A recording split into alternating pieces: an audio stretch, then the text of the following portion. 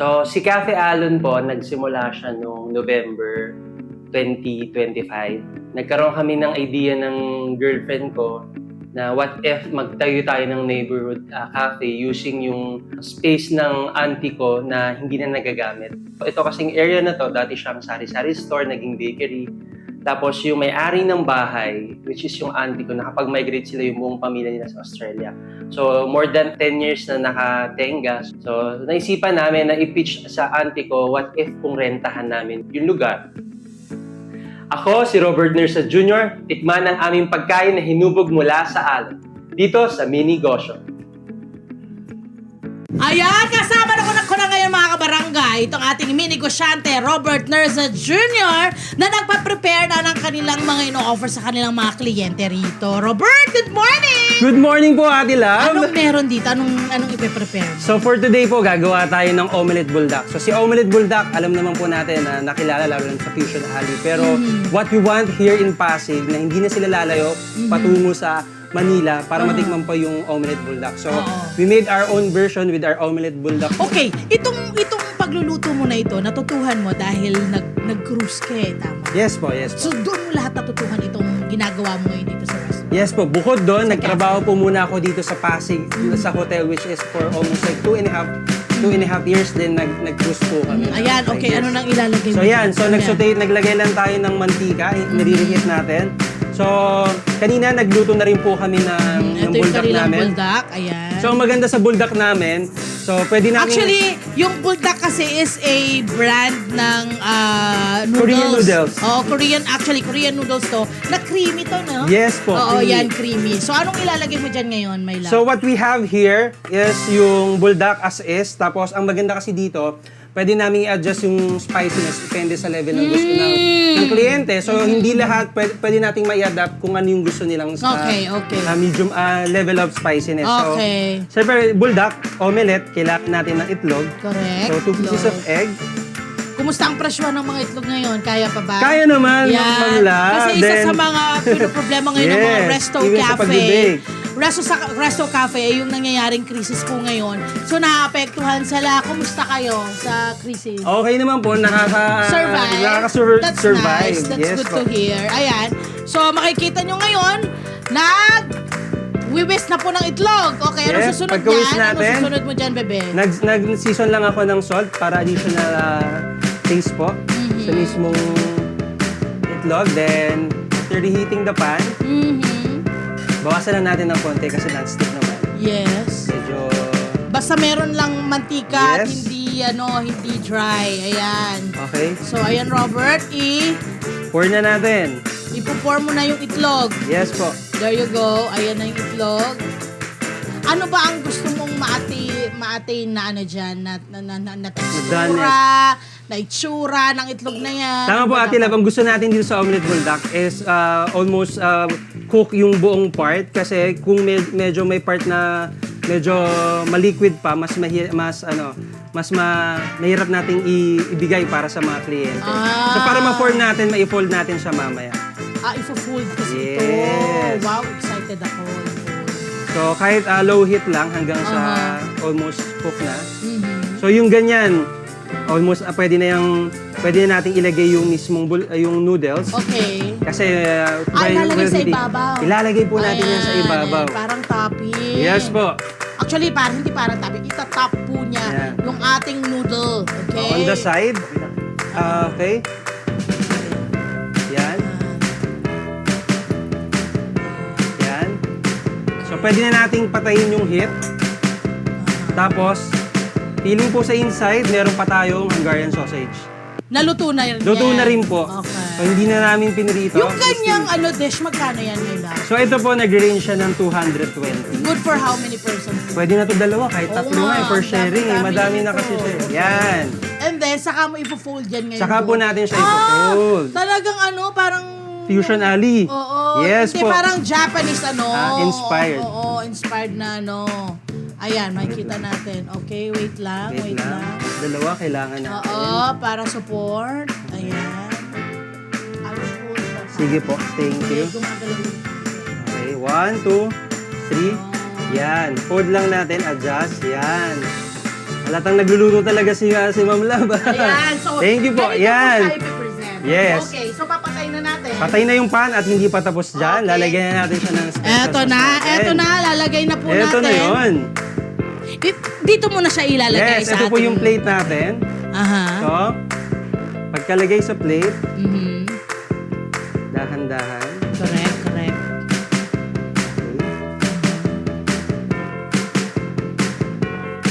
Ayan. Actually, alam mo, may mga ano ngayon, may mga nakikita akong pan, yung parang pag in-slide mo yung Isa na lang po, no? kusa siyang gumagalaw. Kasi Yes ito po. kasi mahirap siyang i-slide dahil Dahil medyo nakataas yung mataas. lid, no? Yung Opo. gilid. Ayan. So, ang susunod dyan, anong gagawin mo dyan? So what we have here, meron kami dito. So kung napapansin natin, yung iba ginagamitan lang nila ng mayo. Uh-huh. So meron kaming cheese sauce para mas Ito yung cheese sauce yung niya. cheese sauce para mas mag-complement. So maanghang na. Uh-huh. So makakatulong na malesen yung anghang pag naglagay tayo ng cheese True, sauce. kasi may Sa- milk yan eh. Yes po. Yung cheese. So pour lang So, natin on top. makakadagdag. Wow. Ang dami. Yes, yan, hindi po Magkano kayo nga ulit bibili ito? 220. Wow, not bad. So, hindi And na- this is available every day. Yes po. Ayan. Okay. And then, we're done. Dalhin Hindi na pa po, natin ma'am. ito. Meron pa. Hindi pa tayo Okay. natapos dyan. Lagyan natin ng ketchup. Lalagyan pa for ng diesel. ketchup. Ayan. Wow. Okay. Then, lagyan natin ng finishing touch with our nori flakes po. May nori pa. Parang kasarap naman yan. Yan na. Ganda. Okay. That's it po. That's it. That's done. Yes po. But meron pa raw silang pastry na pwede rin pong ipakita sa atin. Ano naman ito? Yung Portuguese egg tart po Okay, natin. paano naman piniprepare yung So, Portuguese? si Portuguese egg tart, meron tayong prepare na mismong shell, Tart. tapos tart shell, tapos lagay lang Tart po natin siya shells. sa pan. So, meron akong tray dito. Aha.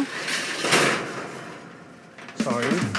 Rekta na natin sa tray. Mm-hmm. So, si Portuguese tart, parang bihira po kasing meron dito sa sa Pasig eh. So, kaya inisipan namin na gumawa. So, hilera lang po natin yung mismong shell. Mhm. At yan, nabibili na ng ganyan na siya. Yes po. Oo. Kumbaga meron kaming supplier for this Oo, one. Correct. Tapos we have Ano ba yung kakaiba sa mga Portuguese tart? Well, alam ko yung idea, pero at least para sa ating mga kabarangay, ano ang meron? Sige, para habang Yes, yung pre-prepare meron mo. sa Ikwento mo sa amin habang pre-prepare mo, my love. Actually, wala naman po talagang difference sa mga normal na Portuguese tart. Pero kasi, ang Portuguese tart natin dito, ang pinaka gusto namin... Sige, habang pinupour mo, my love. Sorry, ang gusto namin i-promote with our customer na hindi na sila mahirapang pumunta pa ng Manila, ng Binondo, na meron na din dito sa Pasig yung Portuguese tart. Aha. Kanino mo naman natutuhan yung Portuguese tart na yan? Actually, Kasi ano siya, iba-ibang atake ng bawat mga Yes. store na Yes. na natikman ko na ng Portuguese tart eh. Iba-iba sila eh. So anong espesyal dito sa Portuguese tart mo na ito? so, ganun pa rin po. Yung Portuguese tart namin. Inaral mo yung recipe? Yes po, may mga additional po kaming May dinagdag ginagawa. ka, may Yes po. sarili ka. Yes po. Wow. So pagdating naman sa tamis, hindi namin ino-overpower. Yes, oho, Kasi oho. may mga customer din tayo na ayaw ng sobrang tamis. Siyempre, lalo pag mga trentahin na rin po. O tsaka sa mga... Oo, totoo naman. Ano yan? Parang bago nyo inilabas, parang pinatikim nyo muna sa mga Yes po. kakilala nyo kung okay na ba yan, pwede na, or pwedeng-pwede na. Ano ba yung ano nyo? Kumbaga, kami po, sa amin po muna, sa amin dalawa ng girlfriend ko, at the Mm. same time sa mga, sa mga kakilala, kung pasado na Gaano sa kanila. katagal ang pag-experiment Siguro mo mo, dito sa 2 months to 3 months. Wow, matagal din. Parang Okay. mahirap din, kasi meron din po akong trabaho din, so hindi ko talaga full-time na gano'n. Okay. And then, Okay, i-bake ganito. na to. Bake na po natin. Okay, eto na, halika na. Dali na natin yung ating may naluto na tayo, diba? Yes po, may naluto Yun na yung na. dadalhin natin Mamaya. ngayon. Mamaya na Mamaya. lang. Unahin na muna natin itong ating isusunod na lang Omelette natin bulldog. yun, okay? Bulldog omelette na lang po muna ang ating umpisahan. Ayan, punta tayo doon. Tara. po. Ano na? Opa! Yan na ba yun? Yes! Yan na ba yung bulldog omelette? Yes! Yan na yun. Bulldog omelette! Thank you, Robert. Maraming salamat. Ibang istorya nitong kanilang cafe mula sa alon ng mga dagat ng kanilang pinanggalingan, yung trabaho niya sa cruise liner na yun, sa cruise ship industry, dinala kayo rito sa Barangay Bambang, di ba? Maaari ba ikwento kung paano ba naitayo itong coffee shop na ito, Cafe Alon? So, natayo po namin siya last year lang, which is November 2025. So, Bago lang. bago lang po talaga siya kasi yun nga po, kagaya ng sinabi nyo, galing kami sa cruise ship industry na kumbaga nag-take a risk kasi napagod na rin magbarko. So, nag-take a risk para gumawa ng business. Then, we have open space dito po sa bahay ng auntie ko, which is yung kasosyo din po namin dito sa cafe. Then, pumayag siya na gamitin namin tong open space niya. Then, doon po kami nag-come up na cafe na lang kasi yun din naman po yung line namin. So, Yung pinanggalingan sa yung kusina background. naman po kami. Yes. So, bakit hindi natin gamitin yung strength Tama. para gawing negosyo po? Tama. At syempre, itong background nyo ng pagiging mga pastry chef Yes doon po. sa cruise ship na yon, obviously, na dala nyo rito, na translate nyo, nakakapagod din naman kasi siguro yung trabaho doon, ano? Sure, Kuya Tony. Pero dito, mas masasabi nyo bang mas relaxed, mas okay? Kasi kontrolado nyo ba ang oras at panahon? Yun po. Ang mahalaga, ang mas masaya po kasi dito, kahit mahaba yung oras, at least meron po kami masasabing amin. Oo naman. Tsaka sa bar ko po, Negosyo. maraming uncertainty na pwedeng mangyari, pero hindi ko po discourage. Kumbaga kami po, tapos na kami sa pacing na yun, pero Naranasan kailangan nga po, kagaya ng sinasabi ko, you should take a risk para kung ano man yung hanggat bata, hanggat may chance, hanggat may opportunity, gawin po kung anong pong kaya. Sa kami ninyo, dahil sa negosyong ito na meron kayo ngayon, di ba? Ito, nagpapasalamat din kayo doon sa mga natutuhan nyo doon sa Yes po, experiences malaki sa pong cruise ship, no? pasasalamat kasi hindi lang po sa experience na natutunan namin, kundi yung pre-travel na experience Tama, namin. oo naman. Sa At pagbabarko. nagkakilala kayo, di ba? Yes, at nakilala ko po yung girlfriend. Yun eh. Yun oh. Kailan ba kasal? Hihi! Secret! Okay. Isa-isa na natin. Isa-isa na natin. Bukod sa buldak na Yan ang buldak omelette nila. Ang sarap niya na. Pinapapak ko ngayon, ang sarap-sarap. Yes po. Ano ito? Ano yan? Yan po yung nachos natin. So basically nachos lang po talaga siya na meron kaming inspired na yung mayo niya, goju mayo, then additional cheese sauce. Tapos meron kaming ground beef on top po. Nice. Nice. Siyempre, hindi po yung normal na sauce na ginagamit natin. Inaral nyo, no? Obviously, inaral nyo ang market nyo rito. Yes. Tapos, para alam nyo kung anong ihahain nyo, no? Yes. These are your personal favorites din, di ba? Yes po, Oo. of course. Excited ako doon sa mga coffee concoctions natin dyan, sa mga favorites Ano natin mga coffee na dyan. ito? Umpisa natin sa dulo. Yes, dahil nga po summer ngayon, meron tayong mga blended ice, meron tayong chocolate Oreo para sa mga bata. And dahil nga summer po ngayon, meron kaming taro flan. So, syempre, leche flan. Typical yan pagdating sa mga Pilipino. Correct. Na merong leche flan. Actually, buong mundo nang Yes, mas nakaka-appreciate nakakabili. natin. Tama po. So, yan. So, pinagsama po namin siya. Then, dinirisal lang po namin ng caramel sauce. Daming ano, daming Tawag nga ako, papot nga pa kayo. Yes po, tignan niyo po. Kakaawa Ayun na, my friend. Kayo Oh, pa para sa tinatawag. inyo yun, Ito my na, friend. pinapansin na kita, oh. Oo. Straw ba? Straw ba? Kutsara na. Binechip lang eh. And then yung susunod po. So, ito po yung bestseller namin para sa soda base. So, apple green splash. So, may ano pa rin ng alon. So, basically, lemon soda lang po siya nilagyan namin ng flavored, which is yung apple green. Tapos, may nata para meron naman pong konting texture pagdating sa drinks. Then, pagdating naman po sa mga coffee base namin, ang pinaka-bestseller namin, yung Spanish latte. So, Spanish latte with 3 shots of espresso. Espresso shot po talaga yung gamit namin. Then, yan po yung laging Sino ang nakalab. barista sa inyo? Ang barista, bukod yung girlfriend ko po, nag-aral po siya ng pagbabarista. All around. Yes po, all around. Sa ngayon kasi ang usapan namin, sige, kailangan may mag-focus. Hindi Sarap pwede din itong naman. leche flan nyo, ah. Thank you po. Si girlfriend din po ang gumawa niyan. Compliment po sa girlfriend. Kay Krisha. Si Robert, nagtatrabaho pa siya, Yes po, my may full-time friend. job po ako. So, nagtaturo din po ako sa isang university sa Kainta. Uy, wow! So, all around na po, kaya masaya po ang experience. Correct. Ano ba yung sikreto para kayo ng girlfriend mo ay hindi mag-clash sa inyong mga ideas, sa inyong mga plano? Actually dito po, sa inyong business? give and take po, bigayan po. Kung ano po yung strength ng isa, hinahayaan na po namin na siya yung gumawa. Then kung ano man po yung strength ko, hinahayaan niya rin po ako. Ganun po. Ganun Okay. po. Mula dito, ano naman tong mga to? Ano naman tong... Ayan, pang-agahan. Yan Bagay po, na bagay pang-agahan. ngayong Siyempre yung umaga. tapa hindi mawawala pagdating sa Pinoy. Pero yung ginawa namin sa tapa, may hint na extra Korean style. May ginamit kaming something ingredients na Korean para mag-iba sa ibang... Kasi common na po yung tapa, di ba? Na, So, yung tapa paano ka natin. mag-iiba? Paano ka mag-iiba? So, paano ka babalikan ng tao? So, ginawa namin siyang Korean-inspired. Naglagay kami ng sesame oil. Then, additional goju sauce.